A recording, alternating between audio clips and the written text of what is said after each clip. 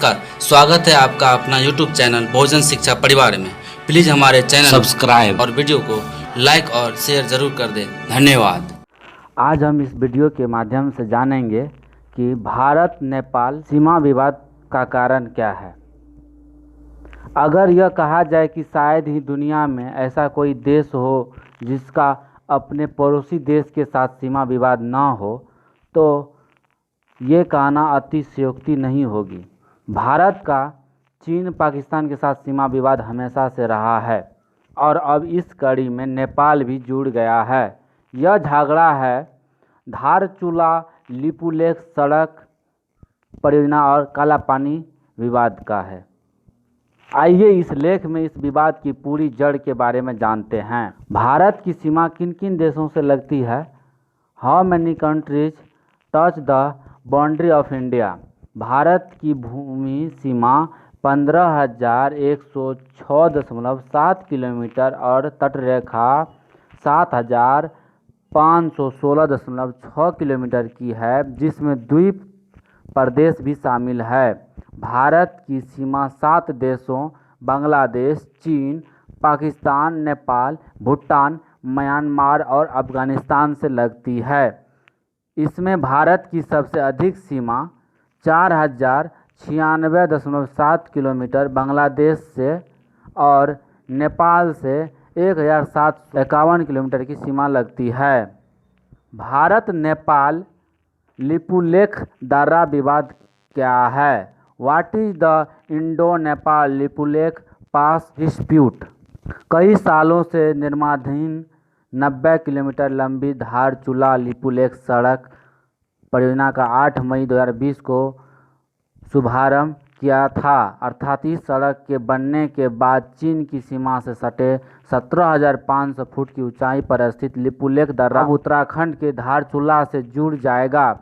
इस सड़क को बनाने के लिए पहाड़ को भी काटा गया है। चीन ने नेपाल को इस सड़क का विरोध करने के लिए भड़का दिया है और नेपाल को चीन आजकल ज़्यादा ही मीठा लग रहा है। इस कारण इस विवाद का जन्म हुआ है। नेपाल की आपत्ति पर भारतीय विदेश मंत्रालय के प्रवक्ता अनुराग श्रीवास्तव ने 9 मई को कहा, हाल ही में पिथौरागढ़ जिले में जिस सड़क का उद्घाटन हुआ है वो पूरी तरह से भारतीय क्षेत्र में पड़ता है।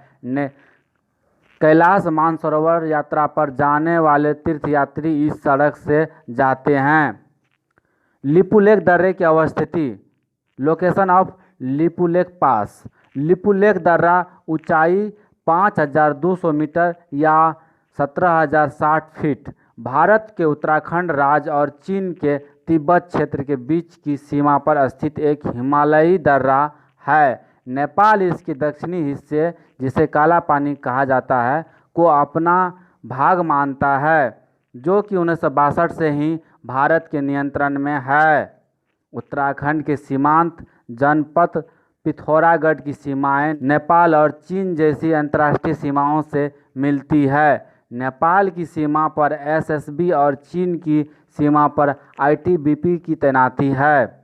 वर्तमान में यह दर्रा भारत से कैलाश पर्वत व मानसरोवर जाने वाले यात्रियों द्वारा विशेष रूप से इस्तेमाल होता है। लगभग 17,500 फुट की ऊंचाई पर स्थित लिपुलेख दर्रे को लिपू पास या लिपू दर्रा भी कहा जाता है। यह क्षेत्र भारत के उत्तराखंड राज्य के कुमाऊं क्षेत्र को तिब्बत के तकलाकोट पुरंग शहर से भी जोड़ता है। धारचूला लिपुलेख सड़क का महत्व, importance of Lipulekh Dharchula road. सड़क बनने से पहले लोग धारचूला से करीब 90 किलोमीटर का सफ़र तय करके लोग लिपुलेख तक पहुंचते थे। आईटीबीपी और भारतीय सेना के जवानों को भी लिपुलेख तक पहुंचने में 2 से 3 दिन का समय लगता था, लेकिन अब सड़क बनने से कुछ ही घंटों में धारचूला से लिपुलेख तक पहुंचा जा सकता है और भारतीय सैनिकों की गाड़ियां चीन की सीमा तक पहुंच सकेगी। कैलाश मानसरोवर तीर्थ यात्रियों को इस 90 किलोमीटर लंबे रास्ते की कठिनाई से राहत मिलेगी।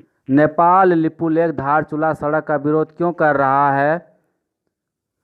नंबर 1, नेपाल दावा करता है कि 1816 ईस्वी की सुगौली संधि के अनुसार लिपुलेख दर्रा उसके इलाके में पड़ता है, इसलिए यहाँ पर भारत की सड़क बनाना गलत है। सुगौली की संधि 1816 में ईस्ट इंडिया कंपनी और नेपाल के बीच हुई थी। नंबर 2, नेपाल कहता है कि सुगौली की संधि भारत के साथ उसकी पश्चिमी सीमा का निर्धारण करती है। सुगौली संधि के अनुसार महाकाली नदी के पूरब का इलाका, जिसमें काला पानी, लिम्पियाधुरा और लिपुलेख शामिल है, नेपाल के क्षेत्र में है। नंबर 3, हालांकि साल 1962 के भारत चीन युद्ध के बाद से ही काला पानी में भारतीय सैनिक तैनात है, क्योंकि 1962 के भारत और चीन युद्ध में भारतीय सेना ने काला पानी में चौकी बनाई थी। ज्ञातव्य है कि काली नदी का उद्गम स्थल काला पानी ही है। पिछले साल भारत ने काला पानी को अपने नक्शे में दिखाया, जिसे लेकर भी नेपाल ने विरोध जताया था। नंबर 4, नेपाल के हजारों लोग उत्तराखंड के पिथौरागढ़ में माल ढुलाई का काम, पहाड़ों के एक्सपीडिशन में आए लोगों के साथ गाइड और कैलाश मानसरोवर यात्रियों के साथ वोटर का काम करते हैं। इस कारण अब जब यह सड़क बन जाएगी तो इन नेपाली लोगों को अपना व्यवसाय छीनने का खतरा नज़र आ रहा है।